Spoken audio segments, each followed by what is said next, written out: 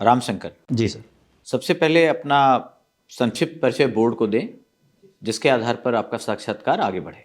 Sir मेरा नाम रामशंकर मीणा है। मैं राजस्थान के बूंदी जिले के खेड़ मेहता गांव का निवासी हूं और मेरी स्कूलिंग केसराय पाटन जो मेरी तहसील भी है वहां से हुई है और मेरी ग्रेजुएशन जो है वो गवर्नमेंट कॉलेज कोटा से हुई है। मैं 2014 के बाद से ही ग्रेजुएशन के साथ से यूपीएससी की तैयारी कर रहा हूँ और साथ में एग्रीकल्चर में मम्मी पापा की हेल्प भी करता हूँ। मेरी हॉबीज स्नेक रेस्क्यू और लिसनिंग एंड सिंगिंग सॉन्ग्स है सर। तो 2014 मतलब लगभग 10 साल 8-9 साल से आप तैयारी में ही संलग्न हैं। इतना समय क्यों लग गया? हाँ सर, मुझे इसका पहले तो इतनी अवेयरनेस थी नहीं कि तैयारी का कैसे है और फिर मैंने रेगुलर तैयारी भी करी 2015, 16 और 17। उसके बाद से फिर सर मैंने एग्रीकल्चर में मैं मम्मी पापा की हेल्प करने लगा, तो मैं तब से ही सर तैयारी कर रहा हूँ रेगुलरली। मैं इसमें लगा हुआ हूँ सर। तो अभी भी हेल्प करते हैं आप पेरेंट्स की? जी सर, मैं बिल्कुल। क्या करते हैं आप? अच्छा, कितना जमीन है आपके पास और क्या बोते हैं और क्या हेल्प करते हैं? इन 3 प्रश्नों का उत्तर जानना चाहूँगा मैं। सर ज़मीन जो है वो अराउंड 20 बीघा से ज़्यादा है, 20 बीघा। और उनमें सर फसल जो है हमारी तरफ जो खरीफ की फसल है उसमें सोयाबीन मेनली होता है और बासमती चावल होता है, और जो रबी की फसल है उसमें गेहूँ, मसूर की दाल और मटर जो है ये प्रमुख फसलें की जाती है सर। आप क्या करते हैं फिर हेल्प में, असिस्ट में? सर मैं एक ओनर से लेके एक मज़दूर तक का जितने भी काम होते हैं मैं सब करता हूँ। जैसे कि खेतों में अगर मशीनरी चलानी है तो वो भी काम में करता हूँ, पानी पिलाना है खेतों को तो वो भी मैं काम करता हूँ, और बुआई के टाइम पे और मज़दूरों को अरेंज करना जो होता है वो सब काम में करता हूँ सर। अच्छा, अभी हमारे प्राइम मिनिस्टर की बहुत सारी इच्छाओं में से एक बड़ी इच्छा थी doubling the income of farmer, किसानों की आय को दुगना करना। नहीं पहुंच पाए वहां तक। चूंकि आप लगातार वर्क कर रहे हैं, क्या क्या कमी रह जा रही है? हर सरकार, आप देखिए 47 के बाद से किसान नीति में जरूर होता है, कुछ दिन बाद बजट आएगा उसमें भी किसान दिखेगा, लेकिन वहां तक लाभ पहुंचेगा नहीं ये नहीं पता। आप चूंकि रियल वर्क कर रहे हैं खेतों में, तो ऐसी क्या समस्याएं लगती हैं कि किसानों को जितना लाभ मिलना चाहिए इन स्कीमों का वो नहीं मिल पाता, या डबलिंग द इनकम अभी 4-5 साल और नहीं हो पाएगा? सर इसका एक कारण जो मुझे लगता है वो तो ये है कि किसानों के पास वित्त की उपलब्धता इतनी नहीं है, उससे में ऋणग्रस्तता जो है वो भी एक प्रमुख कारण है। तो किसान जो है वो उद्यमशील नहीं बन पाया है। जैसे कोई इनोवेशन अगर करना चाहता है, कोई पोल्ट्री फार्म भी डालना चाहता है साथ में, या फिर कोई नए तरीके से खेती करना चाहता है, तो उनके पास उसकी स्किल्स नहीं है, और इसे मैं मानता हूँ कि जानकारी उन तक पहुँच नहीं पा रही है ढंग से, और वो उस चीज़ में दक्षपूर्ण नहीं है एक तरीके से। तो एक कारण तो ये है सर। और दूसरा कारण जो मैं देखता हूँ कि एक मार्केटिंग बड़ी समस्या है, कि अगर हमने उत्पाद कर भी लिया है तो हम उसे बेचने की एक बड़ी समस्या हो जाती है, क्योंकि हमारे पास इंटरनेशनल मार्केट में एक समस्या के रूप में देखी जाती है। और सर जो इंडस्ट्रीज़ है, जो इंडस्ट्रीज़ खासकर एग्रीकल्चर से रिलेटेड जो हो सकती है, जैसे कि फूड प्रोसेसिंग इंडस्ट्री, तो उनका एक्सपेंशन जो रहा है वो स्लो रहा है सर। तो इन कारणों से अच्छा, आप चूंकि यूपीएससी की तैयारी भी कर रहे हैं, बहुत सारी चीज़ों को पढ़ते होंगे, तो आपने अपने पेरेंट्स को कोई सलाह दी है मॉडर्नाइजेशन ऑफ एग्रीकल्चर को लेकर? कुछ किया है आपने पिछले 4-5 सालों में? कोई भी ऐसा इनोवेशन जो मॉडर्न टेक्नोलॉजी से रिलेटेड हो और आसपास या कम से कम आपकी खेत की पैदावार या कुछ उसकी क्वालिटी बढ़ी हो? सर पैदावार बढ़ाने का एक तो ऐसे जैसे कि कुछ किसान हैं जिनके और हमारे खेत कॉमन है, तो छोटी जोत दोनों के अगर पास पास में है, जैसे कि 2 बीघा उसका एक जगह है और हमारा भी उतना ही है, तो हमने उसको एक्सचेंज कर लिया और दूसरी जगह पर दोनों की जोत जैसे कि बड़ी हो गई, हमने उनको दूसरी जगह ज़मीन दे दी, उन्होंने हमें दूसरी जगह दे दी। तो इससे जो एक तरीके से कह सकते हैं कि सहकारी कृषि में भी ऐसा ही किया जाता है कि हम जोत का आकार बढ़ा देते हैं, तो उससे मशीनरी का प्रयोग करना थोड़ा ईजी हो जाता है। एक तो ये किया है सर। तो ये हुआ है जी, ये बिल्कुल हुआ है सर। आपके अपने पर्सनल? जी सर, हमारे 2 जगह पर ऐसे कॉमन खेत थे, तो वहाँ पर जोत का आकार बढ़ाने में। और दूसरा? दूसरा ये सर कि जैसे सोलर लाइट, सोलर पंप का प्रयोग किया गया है, वो काफ़ी लोगों ने औरों ने भी किया है सर। और तीसरा जो देखता हूँ कि हमारे एरिया में लोगों को जो मृदा स्वास्थ्य कार्ड जैसी स्कीम्स है, तो उनका प्रयोग इतना करते नहीं है लोग, क्योंकि अवेयरनेस नहीं है। अभी भी 3 गुना अधिक उर्वरकों का प्रयोग किया जाता है। आपने किया अपने यहाँ? जी सर, तो मेरे पापा भी मतलब काफ़ी अवेयर है एग्रीकल्चर को लेकर, तो उनको जब मैंने इस बारे में बताया कि आप मृदा स्वास्थ्य कार्ड जो है इसका हम लाभ ले सकते हैं, तो फिर जो उर्वरक जो है उनकी जो मात्रा दी जाती थी उनको कम किया गया है सर। कैसे लिया आपने soil health card? Soil health card sir जो ऑनलाइन अप्लाई किया था उसके लिए, फिर जो लैब से उन्होंने परीक्षण किया उसका, और फिर उसका जो रिपोर्ट कार्ड था बन के वो आ गया सर। तो उसके बाद से ही फिर जो है उर्वरकों में निश्चित रूप से जो दी जाती थी उर्वरक, उनमें कमी की है सर। अच्छा, ये प्रधानमंत्री इस बार इंटरनेशनल मिलेट ईयर का नाम सुना होगा आपने, और बहुत जोर दे रहे हैं मक्का, मोटे अनाज, इन सब चीज़ों पे, क्यों? सर मिलेट्स का जो है पोषण के लिए एक तो महत्वपूर्ण उपयोग किया जा सकता है, और दूसरा ये कि भारत जो है मिलेट्स का बहुत बड़ा उत्पादक रहा है। भारत में लगभग 40% जो है मिलेट्स का उत्पादन विश्व का किया जाता है, और भारत में पोषण की एक समस्या है, उसका समाधान मिलेट्स से किया जा सकता है। क्योंकि जैसे कि एनीमिया की समस्या हुई, या फिर जो बच्चों में कुपोषण की समस्या हुई, या फिर आज की लाइफ़स्टाइल से जो नई बीमारियाँ हो रही है, जैसे कि डायबिटीज़ या फिर हाई बीपी, तो उनकी समस्या का समाधान एक अच्छे पोषण से किया जा सकता है, जो कि मिलेट्स जो है एक उपयुक्त पोषण के रूप में ये समाधान हमें पेश करता है। अच्छा, अभी ड्रोन आधारित एग्रीकल्चर की बात हो रही है, और ऐसी ही टेक्नोलॉजी में हम बहुत सोफिस्टिकेटेड टेक्नोलॉजीज की बात कर रहे हैं जो बड़ी महंगी होगी। तो आपको लगता है भारत जैसे देश में, जहाँ किसानों के पास अपना पेट भरने के लिए भी अनाज पैदा नहीं कर पा रहे हैं, ये ड्रोन और इतनी सोफिस्टिकेटेड टेक्नोलॉजी को लेकर ये विषमताओं को और बढ़ा रहा है? ये सलूशन है या एक नई तरह की प्रॉब्लम जनरेट कर देगा? सर मुझे लगता है ये एक अच्छी पहल ही होगी एग्रीकल्चर में, ये सॉल्यूशंस ही है बहुत सारी समस्याओं का। जैसे कि हमें एग्रीकल्चर में कीटनाशकों का या फिर पीड़कनाशकों का छिड़काव करना होता है, तो उसमें ड्रोन्स का प्रयोग किया जा सकता है, या फिर लेकिन आप और बड़े खेतीहर या बड़े किसान तो कर लेंगे। अगर ड्रोन के आधारित, तो उसका कुछ फंड होगा, उसको कुछ पैसा देना पड़ेगा, उसके लिए किराए पे भी लेंगे तो पैसा जाएगा। मैं उन कृषकों की बात कर रहा हूँ जिनकी जनसंख्या बहुत ज़्यादा है, मोर देन 60% इस देश में, जो मार्जिनल फार्मर हैं, क्या वो सही में इसका इस्तेमाल कर पाएंगे? सर अभी के टाइम में जैसे छोटी जोत वाले जो किसान होते हैं, तो बाकी मशीनरी का भी खुद से खरीद कर प्रयोग नहीं कर सकते हैं। तो इस गांव में ये सिस्टम चलता है कि जो बड़े किसान होते हैं वो मशीनरी खरीदते हैं, और वो जो छोटे किसान है उसके किराए पर लेकर उससे अपना काम चलाते हैं। तो ड्रोन्स में भी ये देखने को मिल सकता है कि जो बड़े किसान खरीदें उसका कुछ किराया वो उसे दे, और उसका लाभ छोटे किसान भी ले सकते हैं। अच्छा, ये ऑर्गेनिक फार्मिंग को लेकर भी बहुत चर्चा चली, और भारत सरकार भी चाहती है कि ऑर्गेनिक फार्मिंग आए। श्रीलंका में जरूर कुछ गलत फैसले हुए, और बैंक्रप्सी में एक ऑर्गेनिक फार्मिंग रूल भी इम्पोर्टेंट था। आपको क्या लगता है, भारत क्या ऑर्गेनिक फार्मिंग के लिए तैयार है? सर ऑर्गेनिक फार्मिंग के लिए भारत में देखा जाए तो प्राचीन काल से भी या पहले भी उसका प्रयोग किया जाता रहा है। जैसे कि गोबर खाद का प्रयोग भारत में बहुत कॉमन रहा है, और अभी भी हमारे खेतों में जो है गोबर खाद डाली जाती है। तो ये परंपरागत रूप से बना तो हुआ है रेगुलरली, लेकिन इसे जो है व्यावहारिक रूप से अधिक लागू करने के लिए कुछ प्रयास किए जाने की ज़रूरत है, जिसकी तरफ हमने सफल रूप से किया भी है। जैसे कि सिक्किम जो है वो जैविक रूप से पहला भारत का राज्य बन गया है पूरी तरह से, लेकिन इसमें धीरे धीरे व्यवहारिक परिवर्तन किए जाए तो ही ये पूरी तरह से सफल हो सकता है सर।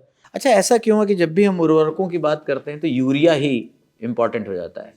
और भारत सरकार ने भी देखिए तो बहुत सारे फैसले ऐसे कर रहे हैं अभी तो, बहुत जगहों पे जो पहले यूरिया उत्पादक क्षेत्र थे उसकी बजाय अलग अलग जगहों पे ये संयंत्र लगा रहे हैं। तो इतना फोकस हम इस पे क्यों करते हैं? सर जो एनपीके का ह्रास जो होता है वो मृदा में जो है एनपीके की डिफिशिट होती है, तो उसे पूरा करने के लिए एक तो नाइट्रोजन जो होता है, तो नाइट्रोजन यूरिया से ही हमें प्राप्त होता है। इसीलिए सर यूरिया जो है वो एक महत्वपूर्ण हो जाता है इसी एग्रीकल्चर के लिए।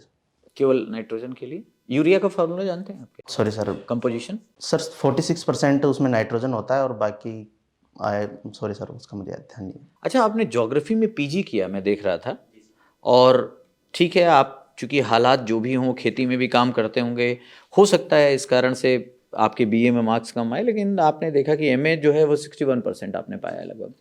तो भूगोल एक अच्छा सब्जेक्ट था, लेकिन आपने ऑप्शनल में कुछ और रखा है। क्या रुचि नहीं थी, या फिर नंबर नहीं आए, क्यों? सर रुचि मेरी बिल्कुल थी, और मैंने कुछ समय के लिए ज्योग्राफी रखा भी है यूपीएससी में, लेकिन सर मेरे मार्क्स इतने में ला नहीं पाया ज्योग्राफी से, और उसके मुकाबले मुझे हिंदी, मेरा ग्रेजुएशन में भी सब्जेक्ट रहा था, और हिंदी में भी मेरी रुचि है सर। तो हिंदी मैंने देखा कि इसका सिलेबस भी छोटा है, इसे मैं कम टाइम में अधिक बार रिवीजन कर सकता हूँ इसका, इसीलिए सर मैंने हिंदी की तरफ जाना उचित समझा, और मैंने अपनी रणनीति में परिवर्तन करते हुए। अच्छा, मैं केवल एक क्वेश्चन भूगोल का आपसे पूछना चाहूँगा, है ना? जैसे अभी कहा जा रहा है कि जो हमारा अर्थ का जो मैग्नेटिक पोल है वो शिफ्ट हो रहा है, और पढ़ा होगा इसको। जी सर, मैंने सुना है इसके बारे में थोड़ा बहुत ध्यान। क्यों हो रहा है और क्या इसका फिनोमेनन, किधर जा रहा है ये, और क्या इम्पैक्ट पड़ेगा, बेसिकली इसका इम्पैक्ट क्या पड़ेगा अगर शिफ्ट हो रहा है तो। सर जो मैग्नेटिक पोल जो होता है अर्थ का, वो जो हमारा जियोग्राफिकल पोल होता है उससे 11 डिग्री से ज़्यादा दूर नहीं जाता है। 11 डिग्री के क्षेत्र में फ्लक्चुएट वो करता रहता है सर। तो अभी जो हो रहा है उसका मुझे एग्जैक्ट रीजन तो मालूम नहीं है सर, लेकिन इसका इम्पेक्ट जो होगा, जो नॉर्थ और साउथ जो होते हैं, मैग्नेटिक नॉर्थ और साउथ जो होता है, उसमें थोड़े चेंजेज आ सकते हैं।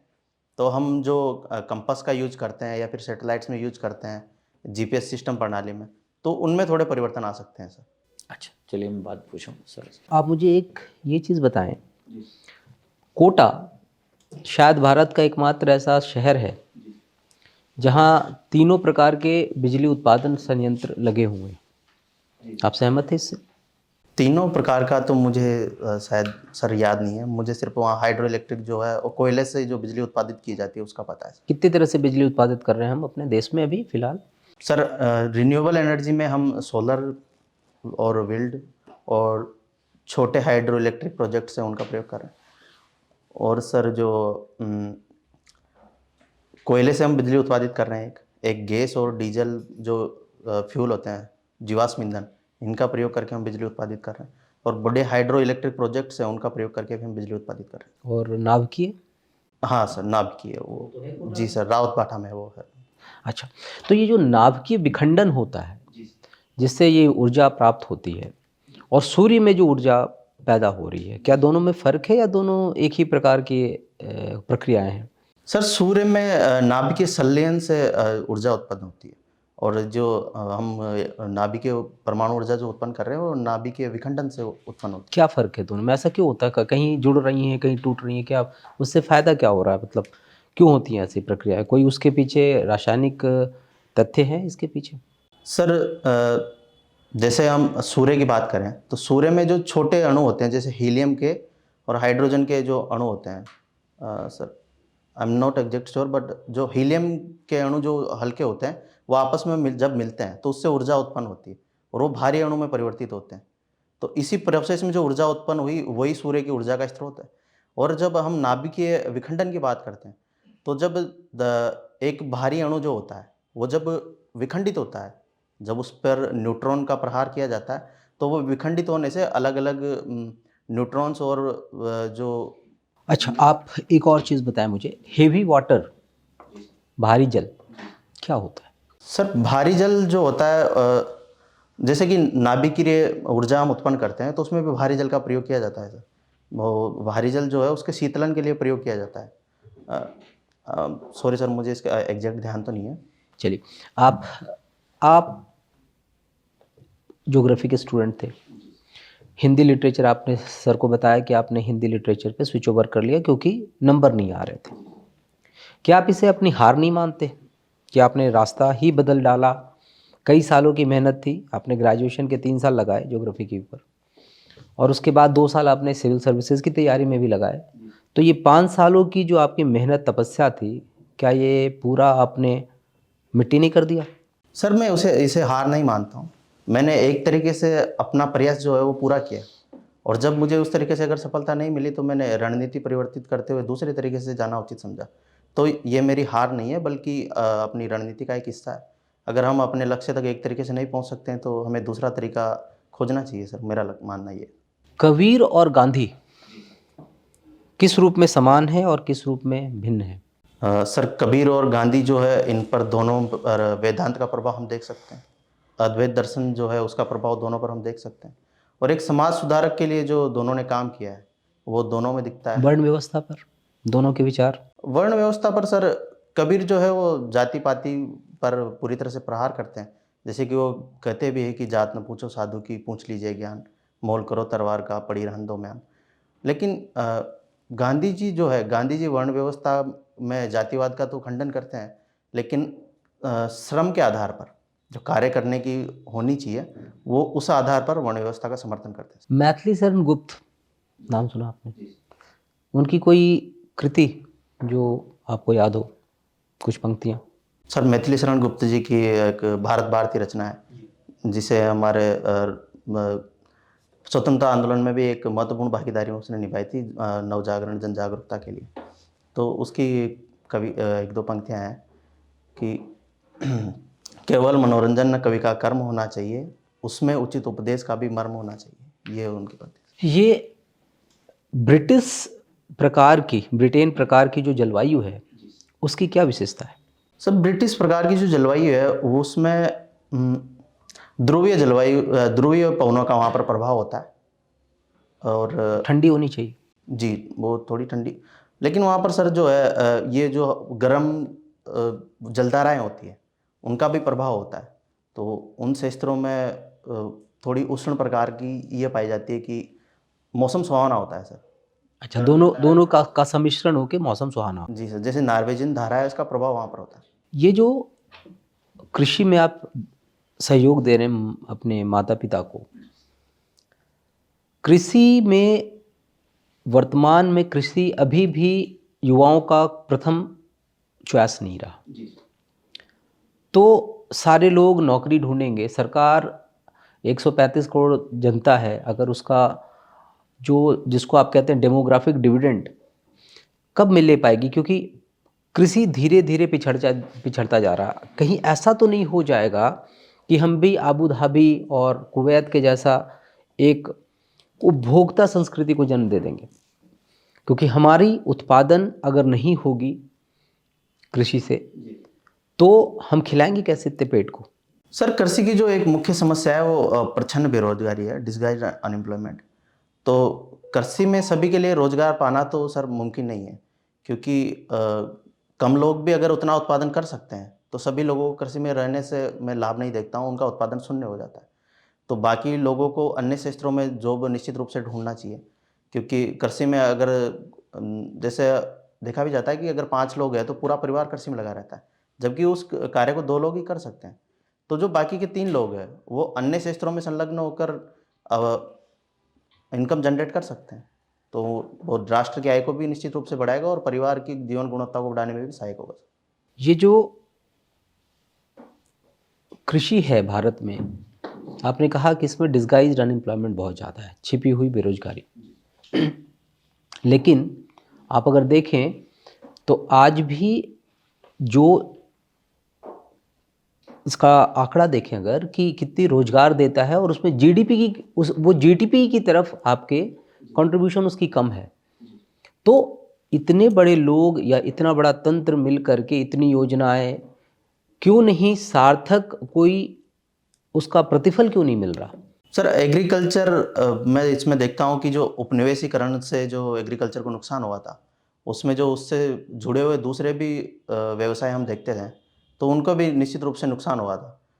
तो एक कारण तो वो देख सकते हैं कि औपनिवेशिक जो ह्रास मिला है एग्रीकल्चर को, उसे रिवाइव करना एक चुनौती रहा है हमारे लिए। और फिर सर एग्रीकल्चर में बढ़ती जनसंख्या के दबाव के कारण छोटी जोत के आकार और संस्थागत सुधार जो कि इतने सफल नहीं हो पाए, उन सब कारणों से इसे माना जा सकता है कि एग्रीकल्चर की जो योजनाएं चली है वो उनको थोड़ी चुनौतियां पेश आई है। लेकिन फिर भी एग्रीकल्चर में निश्चित रूप से सुधार किए जा रहे हैं और उनके सकारात्मक परिवर्तन भी आए हैं, लेकिन हमारी गति थोड़ी धीमी रही है, ये तो हमें मानना पड़ेगा। जयपुर में भारतीय रेल का कोई मुख्यालय है? सॉरी सर, इसका मुझे ध्यान नहीं। भारतीय रेल का कोई जोन आपको पता हो? भारतीय रेल जोनों में बटा हुआ, आपको इस बारे में कुछ जानकारी है? जी सर, जोन में बताया जैसे कि नॉर्थ वेस्टर्न रेलवे का शायद मुख्यालय या तो अजमेर या जयपुर में होगा, लेकिन मुझे कंफर्म नहीं है सर, मैं माफ चाहूँ। आप अजमेर की 2 विशेषताएं मुझे बताएं। सर अजमेर एक तो राजस्थान में एक सेंट्रल भूमिका में उसे देखा जा सकता है कि प्राचीन काल से ही और खासकर मध्यकाल में एक मुख्य केंद्रीय भूमिका में रहा है। किस तरह से? जैसे कि सर मुख्य रूप से सूफी जो होते हैं, जैसे मोइनुद्दीन चिश्ती जी की दरगाह वहाँ पर है, तो एक धार्मिक केंद्र के रूप में। ब्रह्मा जी का मंदिर भी है? जी सर। एकमात्र मंदिर? जी सर। एक और चीज़ बताएं, आपने भी सौर ऊर्जा से संचालित पंप की बात की। सौर ऊर्जा किस हद तक भरोसेमंद ऑल्टरनेटिव है हमारे लिए? सर जो नई चुनौतियां हमारे सामने उभर रही है, जैसे कि जलवायु परिवर्तन की हम बात करें, तो जो जीवाश्म ईंधन है उनका हम निश्चित रूप से ज़्यादा लंबे समय तक उपयोग नहीं कर पाएंगे, क्योंकि अगर ऐसा करेंगे तो जलवायु परिवर्तन एक बड़ी समस्या हो जाएगी। तो सौर ऊर्जा एक बहुत बड़ा विकल्प हमारे सामने है, जो कि पूरे विश्व की जो ऊर्जा सुरक्षा है उसको चुनौतियाँ क्या हैं, लेकिन इसके एडोप्टेशन में चुनौतियाँ क्या है, इसको आत्मसात क्यों नहीं कर पा रहे हम लोग? सर इसकी एक चुनौतियाँ जैसे कि वन वर्ल्ड वन सन और वन ग्रिड की जो दी गई है उसे लागू किया जा सकता है, लेकिन करने के पीछे भी एक चुनौती रहेगी कि परिवहन की, और जो कॉस्ट उसमें आएगी उसे लागू करने में वो काफ़ी अधिक होगी। तो इसका डिस्ट्रीब्यूशन कैसे किया जाएगा, एक चुनौती यही होगी।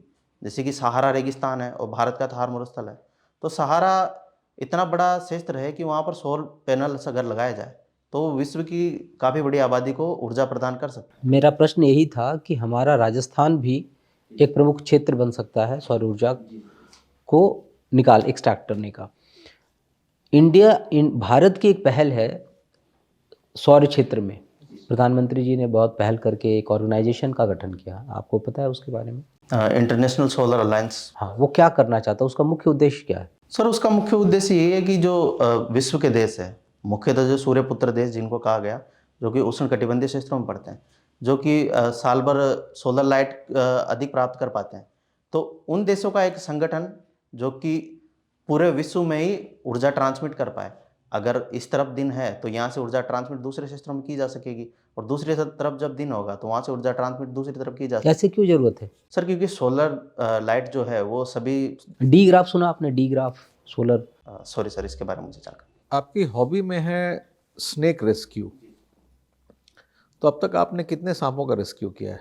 सर मैं कहूँगा मैंने इतने अधिक सांपों का रेस्क्यू नहीं किया है। मैं अपने पापा के साथ जाता हूँ तो रेगुलरली मैं उनसे सीखने की प्रोसेस में हूँ, लेकिन मैंने अभी तक 15-20 सांपों का स्नेक रेस्क्यू किया, इससे ज़्यादा का नहीं। 15 से 20 सांपों का। अच्छा, चलिए ये बताइए कि आप कैसे आकलन करते हैं किसी सांप को देख के कि ये विषैला हो सकता है या नॉन विषैला नहीं है, कुछ आकलन करते हैं?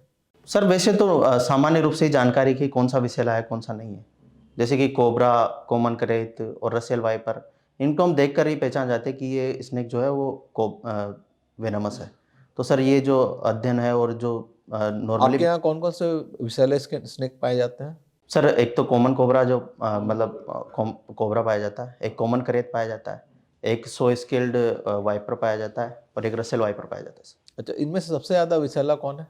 सर सबसे ज़्यादा विषैला इस तरीके से कहना थोड़ा मुश्किल होगा, लेकिन जो है हम ये जो कॉमन करेत है उसे मान सकते हैं, क्योंकि उसे साइलेंट किलर के नाम से जाना जाता है और उसका जहर इतना घातक होता है कि व्यक्ति को पता नहीं चलता है कि उसके ऊपर जहर का असर हो रहा है। और न्यूरोटॉक्सिन जो उसमें जहर होता है, जब वो शरीर पर असर करता है तो व्यक्ति की 2 से 3 घंटे के अंदर मौत हो सकती है। जो विष है वो 2 प्रकार के होते हैं, एक होता है हीमोटॉक्सिक और न्यूरोटॉक्सिक। तो हीमोटॉक्सिक में क्या होता है? सर हीमोटॉक्सिन जहर जो होता है वो बॉडी को डिफरेंट तरीके से अटैक करता है। न्यूरोटॉक्सिन तो हमारी बॉडी को न्यूरॉन सिस्टम पर अटैक करेगा, लेकिन हीमोटॉक्सिन जो बॉडी सेल्स है उन्हें गलाना शुरू कर देता है और जो खून है उसका थक्का जमाना शुरू कर देता है। इससे हमारी बॉडी की जो वेंस होती है वो फट जाती है और खून बहने लगता है सर, और आदमी की मौत हो सांपों का अगर हम इकोलॉजी में योगदान देखें तो कृषि में सांपों का क्या योगदान है? सर कृषि में बहुत बड़ा योगदान सांपों का होता है। जैसे कि खेतों में चूहे पनप जाते हैं काफ़ी अधिक मात्रा में, तो चूहे जब पनप जाते हैं तो वो फसलों को काफ़ी बर्बाद करते हैं सर। वो फसलों को काट काट कर अपने बिलों में ले जाते हैं, इससे एक बड़े पैमाने पर नुकसान होता है। जिन क्षेत्रों में सांप होते हैं वो चूहों को खाकर उनकी तादाद को कम करते हैं और जो पर्यावरण का संतुलन है उसे बनाए रखते हैं। सांपों के अलावा कोई और जीव जो चूहों की आबादी को नियंत्रित करता हो? सर जैसे कि बाज है, हम उनसे मान सकते हैं। बाज, उल्लू? उल्लू भी सर चूहों का करते हैं, उल्लू, बगुले, ऐसे बहुत सारे जीव हैं जो। भारत में आप चूंकि आप कृषि से भी जुड़े हुए हैं और ज्योग्राफी भी आपका ऑप्शनल है, भारत में तिलहन फसलों की काफ़ी दिक्कत है। वर्तमान समय में 50% से ज़्यादा खाद्य तेल का आप आयात करते हैं, तो प्रमुख खाद्य तेल कौन कौन सी जो आयात होती है? सर एक तो पाम ऑयल का हम मुख्य रूप से आयात करते हैं, ठीक है, और जो कि इंडोनेशियन क्षेत्रों से किया जाता है, और बाकी का सर मुझे ध्यान नहीं, स्मार्ट सॉन्ग। पाम ऑयल को बढ़ावा देने के लिए राजस्थान में कोई प्रोग्राम चल रहा है क्या? सॉरी सर इसकी जानकारी नहीं। अच्छा, पाम ऑयल की अगर हम बात करें तो पाम ऑयल की सबसे बड़ी समस्या भारत के लिए क्या हो सकती है अगर हम उत्पादन को बढ़ावा देना चाहें पाम ऑयल को? क्योंकि पाम ऑयल प्रति एकड़ सबसे ज़्यादा तेल उत्पादन देने वाला फसल है पाम ऑयल, उससे ज़्यादा कोई नहीं है। तो सबसे बड़ी समस्या क्या आ रही है पाम ऑयल के उत्पादन को बढ़ावा देने में भारत में? सर पाम ऑयल के प्रोडक्शन को बढ़ाने से एक समस्या जो आ सकती है कि जो फॉरेस्ट एरियाज है उनको काफ़ी बड़ा नुकसान हो सकता है। ये मान लिया फॉरेस्ट को नहीं, जो ट्रेडिशनल एरिया जो एग्रीकल्चर में उसी को हम कन्वर्ट करना चाह रहे हैं, तो फिर क्या समस्या है? सर जो ट्रेडिशनल एरियाज है, खास करके जो पाम ऑयल होता है सर, उसके लिए जो जिस प्रकार की क्लाइमेट चाहिए ना, वो सदाबहार जो वन होते हैं। दक्षिण भारत के कुछ इलाकों में है, तो सबसे बड़ी समस्या क्या है? सॉरी सर, मुझे उसका ध्यान नहीं। अच्छा, अभी एक मुद्दा आया है कि सरसों तेल तो हमारे यहाँ काफ़ी, आपका राजस्थान में भी काफ़ी उत्पादन होता है सरसों का, तो जीएम मस्टर्ड पे अभी चर्चा चल रही है, DMH11, धारा मस्टर्ड 11 करके।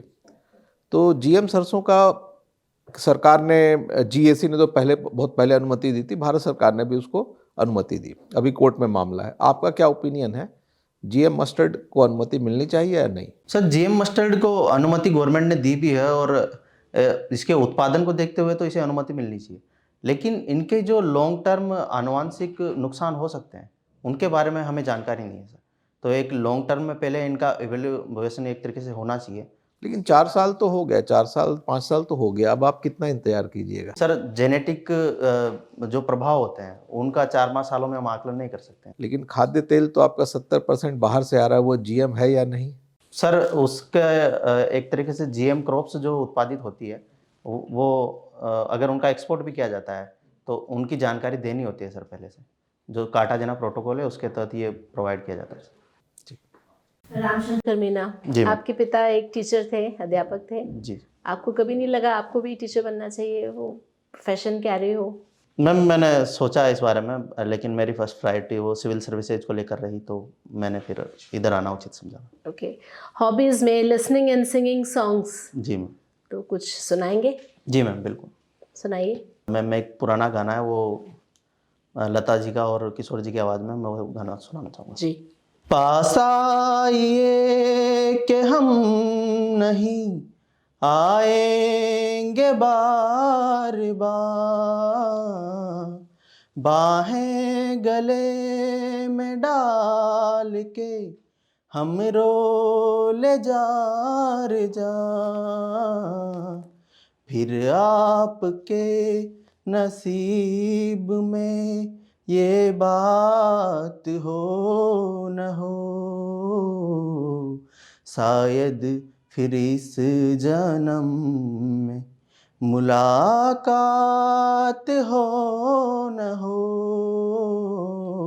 लग जा गले से।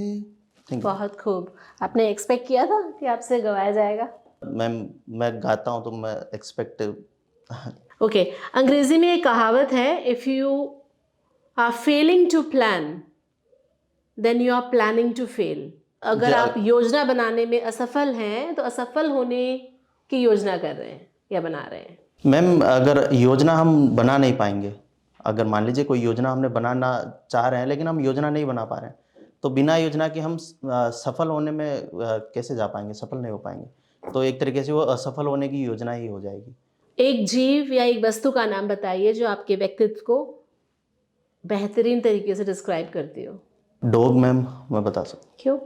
मैम, डॉग ठीक है, वो वफादार होता है अपने एक तरीके से, और जो अगर उसे ठीक से रखा जाता है, जैसे कि पाला जाता है, तो वो काफ़ी अच्छा मित्र बन जाता है हमारा। और इंसान का शुरुआत से ही वो एक मित्र भी रहा है। सबसे पहला जो पालतू जानवर इंसान ने बनाया वो डॉग ही है। राजस्थान का लिंग अनुपात बताएंगे? मैम, राजस्थान का मैं एग्जैक्ट श्योर नहीं हूँ मैम, लेकिन 928 अराउंड कुछ होगा, मैं श्योर नहीं हूँ मैम, माफ ओके। करना। तो अगर आप डीएम नियुक्त होते हैं जी मैम। तो इस एरिया में क्या कार्य करेंगे? मैम, लिंगानुपात की समस्या राजस्थान में एक रही है, और ये राष्ट्रीय स्तर से तो काफ़ी नीचे है। 0 से 6 जो बालक है, 0 से 6 उम्र के जो हमारा लिंगानुपात है वो राजस्थान में काफ़ी कम है, वो 888 888 है। तो इसके सुधार के लिए एक तो ये है कि हम जो समाज है उसमें जागरूकता अभियान चला सकते हैं। जैसे कि कुछ अच्छी महिलाएं हैं, उनका उदाहरण समाज को पेश किया जा सकता है। जैसे कि महिलाएं फाइटर पायलट बन रही है, तो गेम्स में भी अच्छा नाम कर रही है, और पॉलिटिक्स में भी वो काफ़ी तरक्की कर रही है। तो ये लोगों के लिए प्रेरणादायी होगा एक तो। और दूसरा, लोगों में अगर एजुकेशन का प्रसार किया जाता है, लोगों को अगर शिक्षित किया जाता है, तो उससे एक अवेयरनेस आएगी जो बेटियों को संरक्षित करने के लिए, मतलब उनका बचाने के लिए एक अच्छी भागीदारी निभा सकेगा। और बेटी बचाओ और बेटी पढ़ाओ जो योजना है जिस तरह की, और सुकन्या समृद्धि जिस तरह की योजना है, उनको लोगों तक पहुंचाया जा सकता है। और उनको पहुंचाने के लिए एक डीएम के रूप में मैं अच्छी भागीदारी निभा सकता हूं, क्योंकि अगर इम्प्लीमेंटेशन नहीं हो पा रहा है तो उसमें प्रशासन ही कहीं ना कहीं जिम्मेदार है। तो ये काम मैं करना चाहूँगा मैं। Good, all the best. Graduation और पीजी आपने दोनों कोटा से किया हुआ है। जी सर। दुर्खीम की बहुत सारी अवधारणाएं हैं, उसमें से एक उसकी अवधारणा है सुसाइड की, और कोटा सुसाइड के लिए बड़ा फेमस रहा है हाल के दिनों में। तो कैसे देखते हैं इस घटनाक्रमों को और दुर्खीम की विचारधारा को? सर, दुर्खिम की जो विचारधारा है सुसाइड को लेकर, उनका मानना है कि जो आत्महत्याएं होती है उनके पीछे कारण होता है कि प्रेरणाएं मिलती है कहीं ना कहीं से, कुछ ऐसी घटनाएं होती है जो आपको सुसाइड करने के लिए प्रेरित करती है। उनमें से एक है कि अगर आपने, कहाँ से मिलती हैं? जैसे कि एक तो हम देखे जाते हैं नॉर्मली कि जो अवसादग्रस्त होते हैं व्यक्ति, तो उनके मन में सुसाइड को लेकर प्रेरणा आती है, सुसाइड को लेकर वो प्रेरित होते हैं कि मैं सुसाइड कर लूँ। और दूसरा ये होता है कि अगर आसपास किसी ने सुसाइड किया है तो उनको देखने के बाद ही जो कोई व्यक्ति है जिसने देखा है तो उसके मन में भी ये विकार उत्पन्न हो जाते हैं सर। ये दुर्खिम की फिलोसफी है, उनका मानना है। और सर जो जहाँ तक कोटा के सुसाइड्स की मैं बात करूँ तो ये निश्चित रूप से एक बहुत बड़ी चुनौती उत्पन्न हुई है कोटा के सामने। और इसके कारणों को अगर देखा जाए तो जो स्टूडेंट्स हैं उनमें कहीं ना कहीं ये भावनाएं घर कर जाती है कि अगर वो नीट में या फिर आईआईटी में कुछ नहीं कर पाएंगे तो उनका जीवन बर्बाद है, वो जीवन में कुछ नहीं कर पाएंगे। और इस चीज़ को जो पेरेंट्स है वो भी अच्छे तरीके से समझ नहीं पाते हैं, ये भी एक प्रमुख कारण है। और वो सोचते हैं कि उन्होंने कहीं खर्चा करके और अपनी ज़मीन बेच के, जैसे भी बहुत से पेरेंट्स हैं वो बच्चों को भेजते हैं, तो उनका भी प्रेशर स्टूडेंट्स पर रहता है। और जो कोचिंग्स का जो कल्चर बन गया है उसमें ये है कि बच्चों को सिर्फ एक तरीके से ये है कि आपको ये करना ही है, ये फाइट करना ही है एग्ज़ाम, और उनको टॉपर बनाने पर ज़बरदस्ती तूल दिया जाता है। जबकि अगर किसी की मूल प्रवृत्ति नहीं है तो वो नहीं भी कर पाए, तो ऐसा होना चाहिए कि कोचिंग्स को रेगुलेट करने के लिए कुछ प्रयास गवर्नमेंट को करने चाहिए। अगर आपको कोटा का डीएम बना दिया जाए तो इस सुसाइडल टेंडेंसी को रोकने के लिए आप क्या प्रयास करेंगे? चूँकि वहाँ रहे भी हैं आप, इस चीज़ को आपने देखा भी होगा, बताइए। सर, इस तरफ मैं जो कुछ प्रयास करना चाहूँगा उनमें से एक तो ये कि स्टूडेंट्स की काउंसलिंग के लिए कुछ निश्चित स्थान हो, जैसे कि कोचिंग्स होती है उनमें स्टूडेंट्स की काउंसलिंग निश्चित रूप से की जाए, ताकि उनकी मानसिक स्थिति का पता लगा जा सके और कैसे तनाव में चल रहे हैं। और दूसरा ये कि जो हॉस्टल्स होते हैं जहाँ पर स्टूडेंट्स रहते हैं, वहाँ पर इंफ्रास्ट्रक्चर इस तरह का बनाया जा सकता है कि स्टूडेंट्स, जैसे कि पंखे हैं, तो अगर उनमें 20-30 किलो से अधिक का वजन लटकाया जाए तो वो पंखा नीचे आ जाए, इस तरह का टेक्नोलॉजी का प्रयोग किया जा सकता है। और जो पेरेंट्स हैं उनको जागरूक करने के लिए भी समय समय पर शिविरों का आयोजन किया जा सकता है। और जो बाकी भी समाज, जो कोचिंग्स के लोग हैं या फिर हॉस्टल से जुड़े हुए हैं या फिर डॉक्टर्स हैं, उन सबको एक साथ मिलाकर हर महीने ऐसे शिविरों का आयोजन किया जा सकता है जिनमें लोगों को इस क्षेत्र में जागरूक करना है या फिर वो किस तरह से कंट्रीब्यूट कर सकते हैं। ये एक कदम हो सकता है। ठीक है, ज्योग्राफी पे थोड़ी सी बात करते हैं। जी सर। पृथ्वी और चंद्रमा के बीच में एक दूरी है। सपोज दैट कि अगर चंद्रमा जितनी भी दूरी है उसकी आधी यात्रा कर लेता और पृथ्वी के नज़दीक आ जाता है, तो पृथ्वी पर क्या असर पड़ेगा? सर, इसका मुझे लगता है कि ग्रेविटी को लेकर एक असर हो सकता है। क्या हो सकता है? कुछ आइडिया, कुछ अनुमान लगा सकते हैं आप?